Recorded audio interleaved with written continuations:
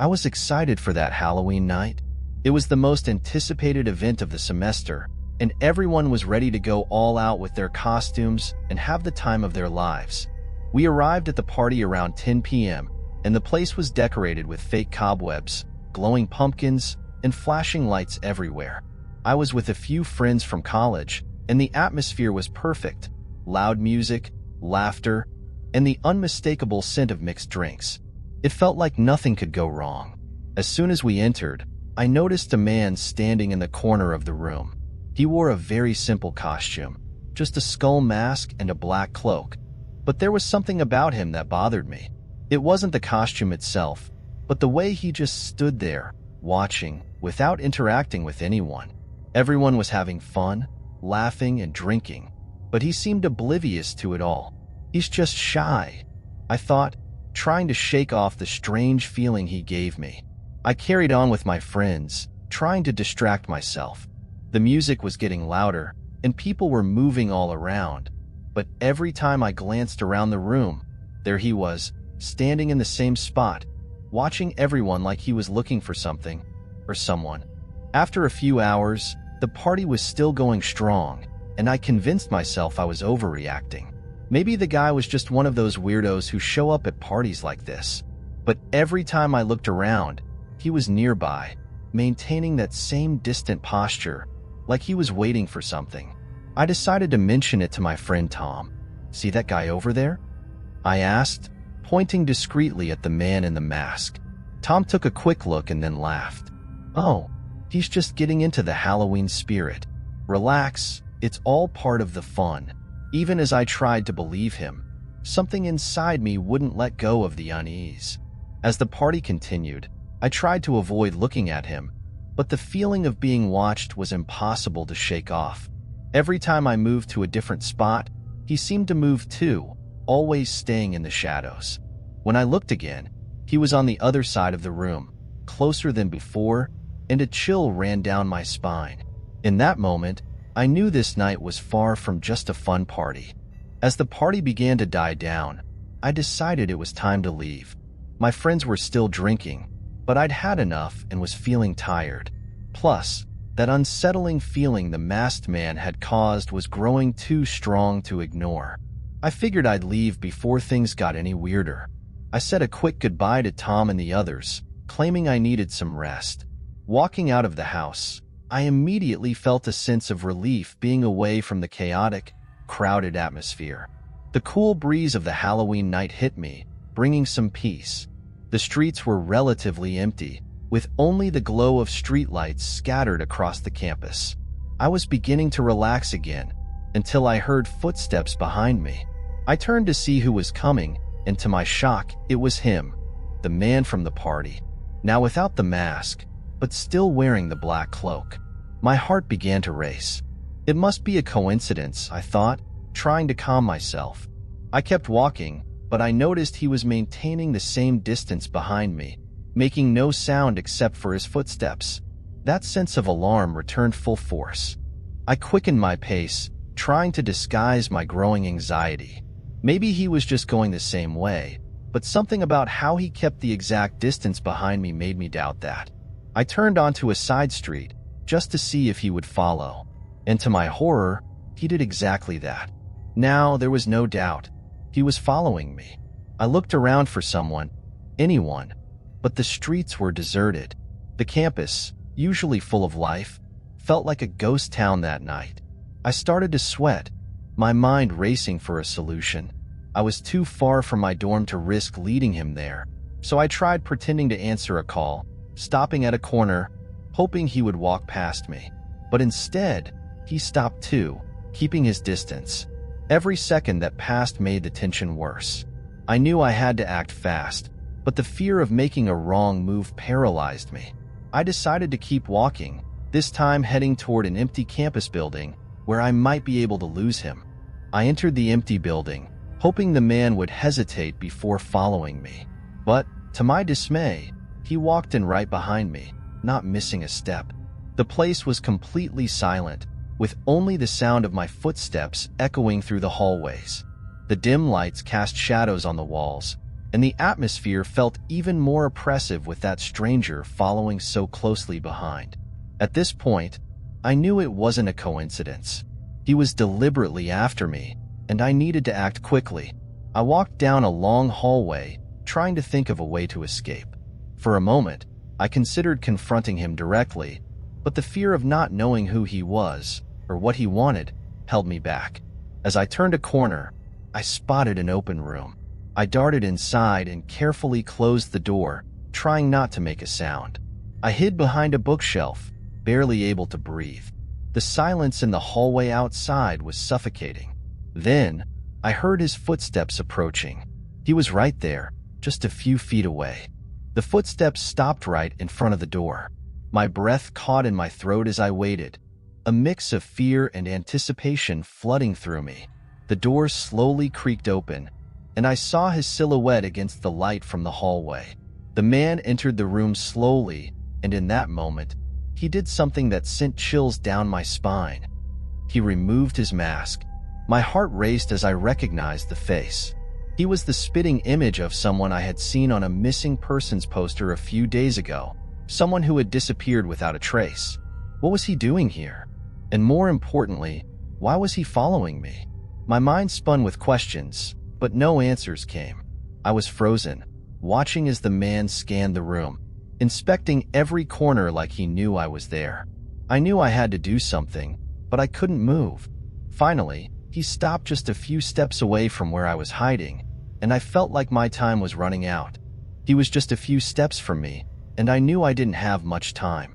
My whole body was trembling, but I tried to stay in control. He didn't seem to be in any hurry, which somehow made everything even more terrifying. When he turned his back for a brief moment, I seized my chance. I took a silent step out of my hiding spot, barely breathing, and bolted for the door. My heart was pounding so loudly that I could hardly hear my own footsteps. I reached the door, and with as much calm as I could muster, I shut it quickly, locking him inside the room. On the other side, I held the handle tightly, listening to the dead silence. For a second, I thought he might not do anything, but then the banging started. He began pounding on the door violently, trying to get out.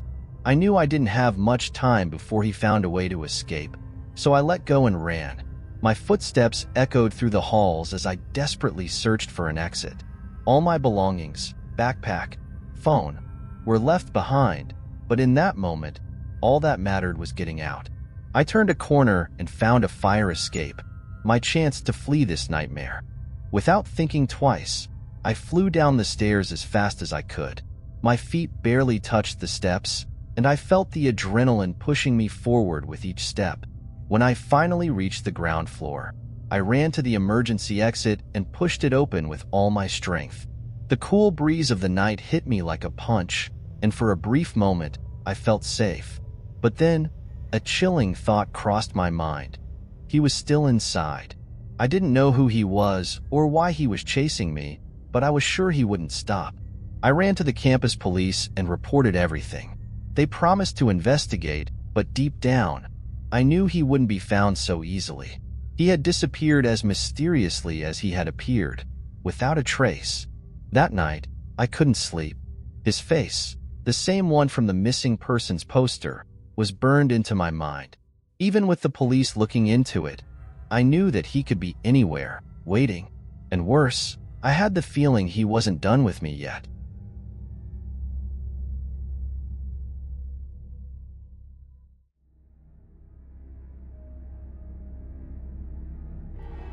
In our town, Halloween has always had an extra touch of mystery.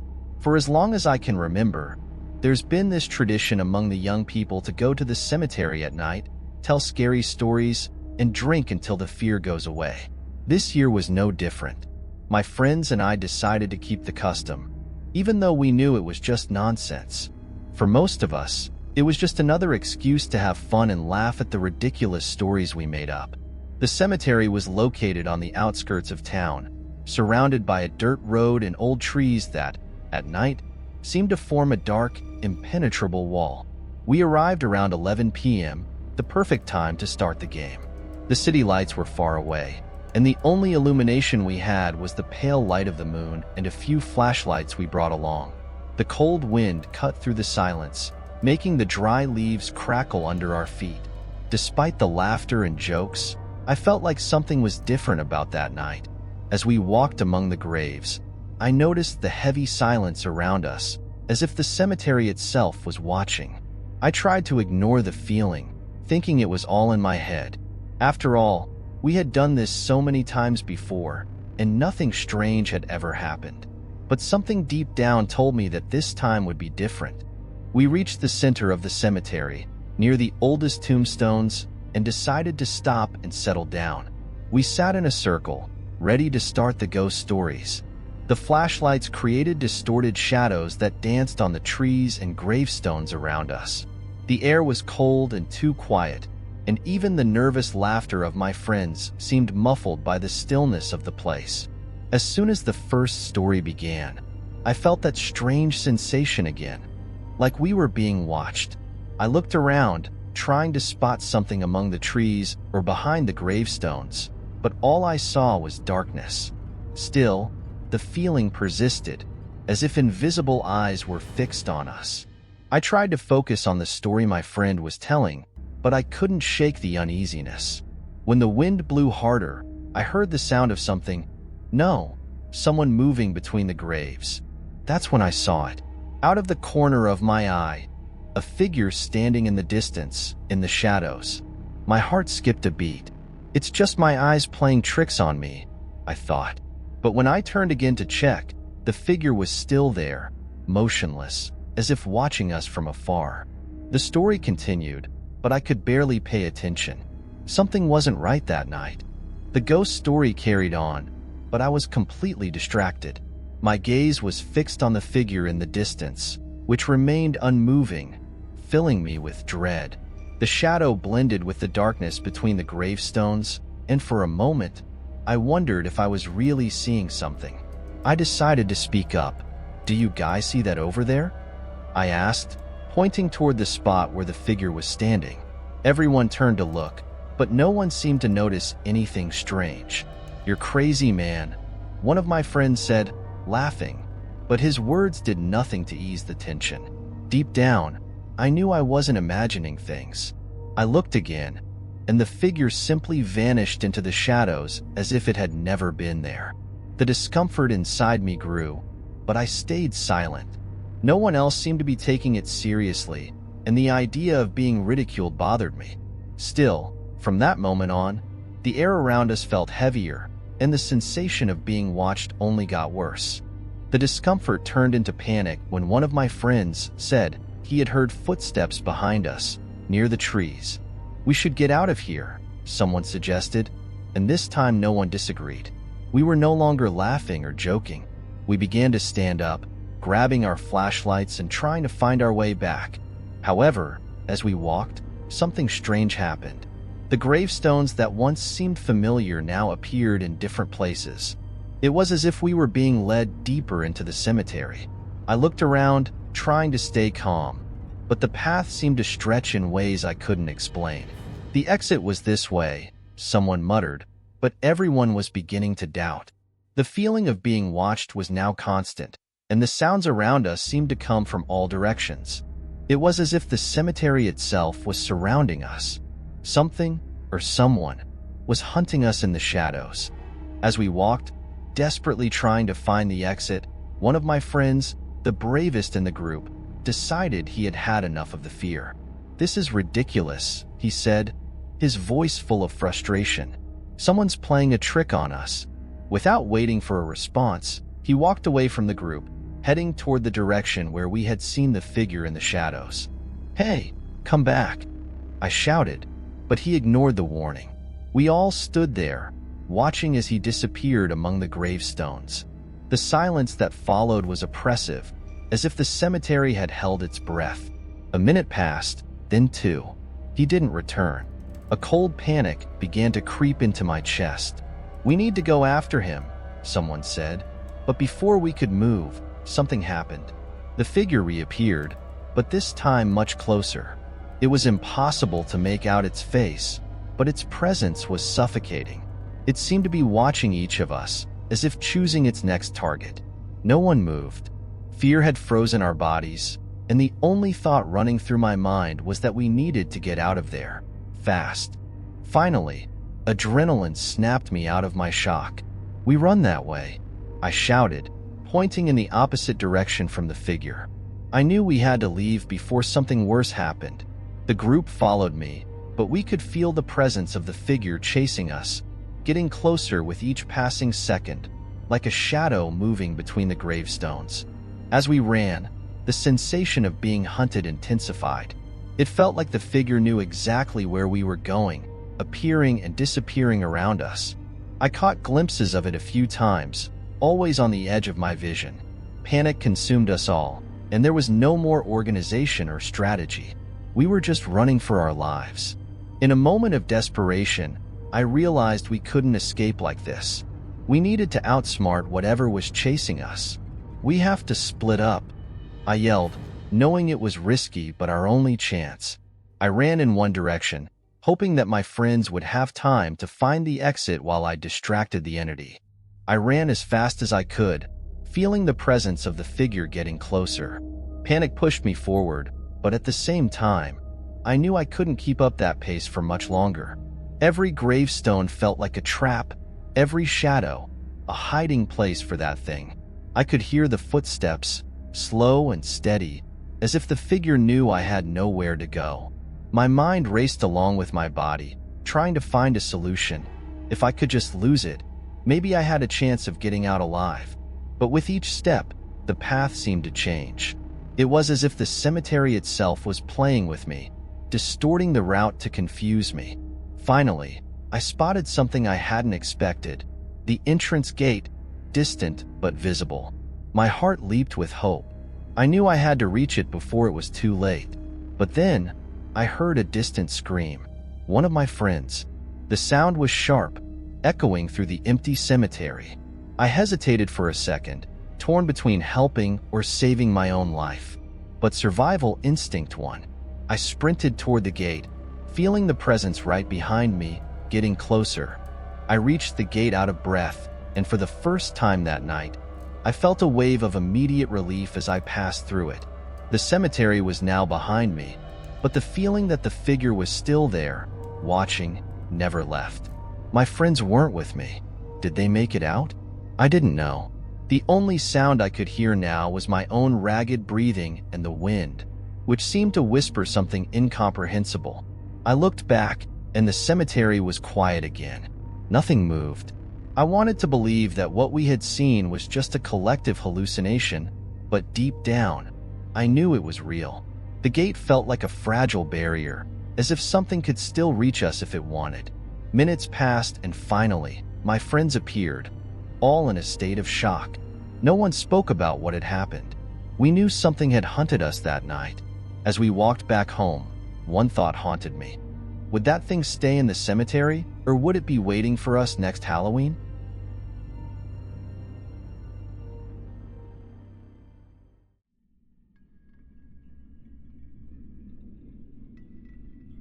On Halloween night, the streets were filled with the laughter and screams of children running from house to house. Decorations varied from fake spider webs to skeletons hanging on porches, and parents followed their kids with flashlights in hand, as the little ones dressed up to go trick-or-treating. I was sitting on my porch, watching the activity with a cup of coffee in my hands, enjoying the festive atmosphere. That's when I saw him for the first time. Across the street, on the porch of the house that had recently been sold, there was a figure standing still. A tall, thin man, his face obscured by the dim light.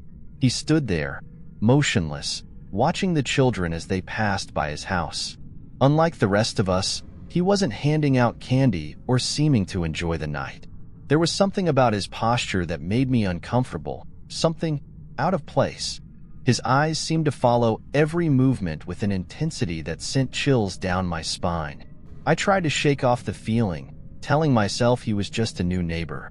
Maybe he was reserved or didn't enjoy participating in traditions.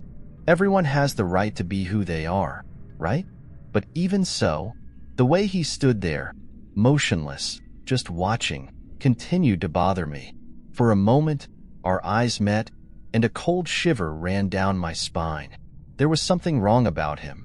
I decided it was better not to jump to conclusions. Maybe it was just my imagination, amplified by the mysterious atmosphere of Halloween. I turned my attention back to the kids, trying to ignore the uneasy feeling the man had caused. However, even after the night began to wind down and the children went home, the image of him continued to haunt my mind. In the following days, I started noticing the neighbor more frequently. He would come out of his house at night, always alone, and almost always at the same times. The strange thing was that he never seemed to go anywhere specific. He would just stand outside, watching the quiet street as if waiting for something.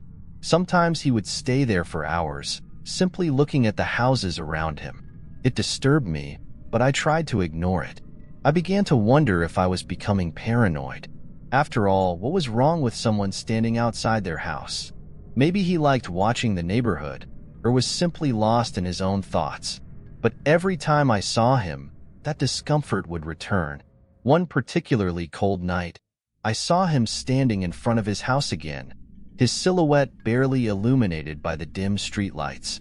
The way he just stood there, quiet, without any visible expression, made my stomach turn. One night, I mustered up the courage to take a walk around the neighborhood to relieve the tension that had been building up. As I walked past his house, something made me stop. Maybe it was curiosity, maybe it was the need to confirm I was overreacting. I looked at the house for a few seconds, and in that moment, I felt like I was being watched. I turned my head, and there he was, on the other side of the window, staring at me. The gleam of his eyes in the dim light made me quicken my pace, without looking back. When I got home, paranoia had taken over. Something was definitely wrong with that man. But what could I do? Accusing someone of being strange wasn't enough reason to take action. Still, every time I thought about him, I felt a chill that I couldn't ignore. Days passed, and I tried my best not to think about the new neighbor. However, he became a constant presence in my mind. Every time I left the house, it seemed like I would see him somewhere, as if he was always around, watching. Even when he wasn't visible, the feeling of being watched persisted, a shadow that followed my every step. It started affecting my routine. The home that used to be my refuge started to feel less safe. It was on an ordinary night, while I was browsing on my phone, that my life was turned upside down. I was reading local news, trying to distract myself, when a particular headline caught my attention.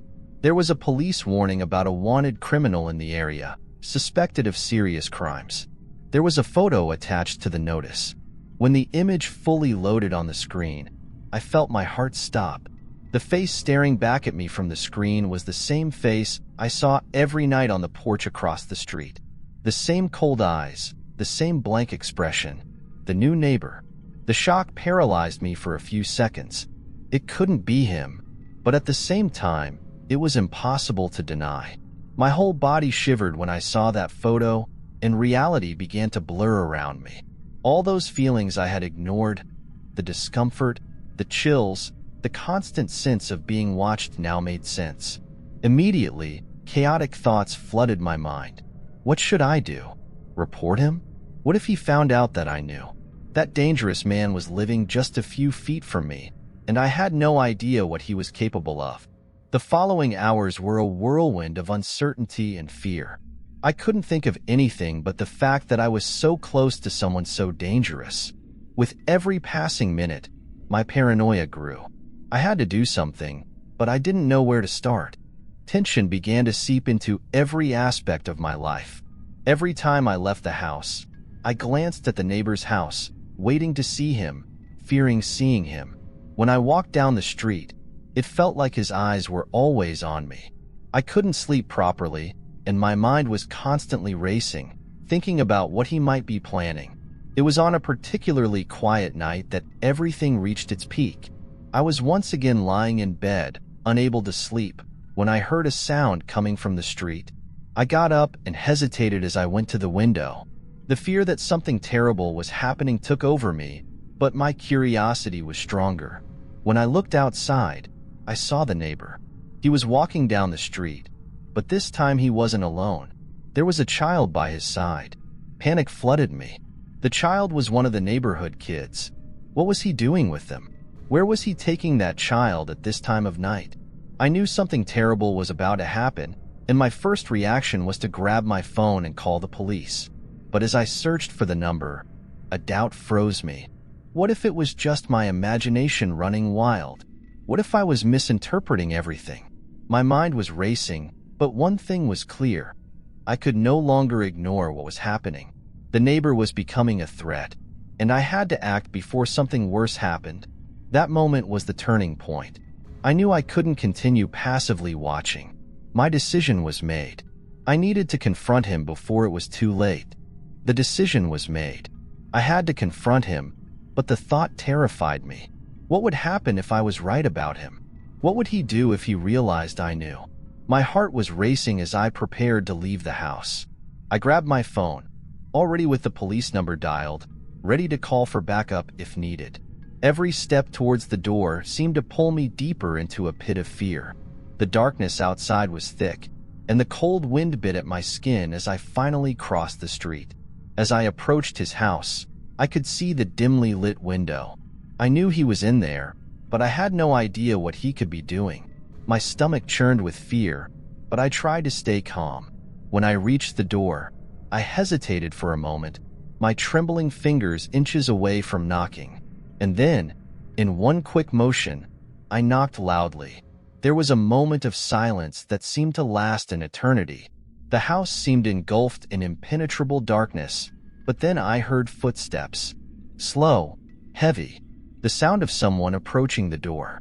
My mind raced with all the possible scenarios, none of them good. The door creaked open slowly, revealing the neighbor. His eyes, now closer, had an indescribable coldness. "What do you want?" His voice was low, but it carried something I couldn't quite define. I saw you." With the child, I managed to stammer, my voice faltering. The silence that followed was crushing. He stared at me for a long moment, and for a second I thought he was going to deny or explain.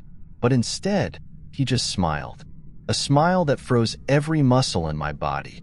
Without thinking twice, I took a step back and yelled for help, my finger already pressing the call button on the phone. The neighbor lunged at me, too fast. Before I could react, he pushed me with surprising strength, and I fell to the ground. My vision blurred, and for a moment I thought it was the end.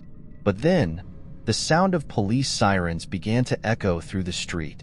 The red and blue lights flashed, illuminating the neighbor's face as he tried to flee. The police arrived in time, and in an instant, he was surrounded. The child I had seen with him was safe, scared but unharmed. I sat on the curb, still dazed by how quickly everything had happened. My heart felt like it was going to explode, and reality began to hit me hard. As the police took him away, I saw the expression on his face. There was no remorse, just a look of indifference, as if all of this was nothing more than a small setback in his plans. I wondered what he would have done if the police hadn't arrived in time. A chill ran down my spine at the thought of the possible answers. In the days that followed, the relief of knowing he was in jail was slowly replaced by a deeper sense of vulnerability. The tranquility I once felt at home seemed to have been stolen. Every time I passed by the neighbor's house, now empty and surrounded by yellow police tape, I felt a knot in my stomach.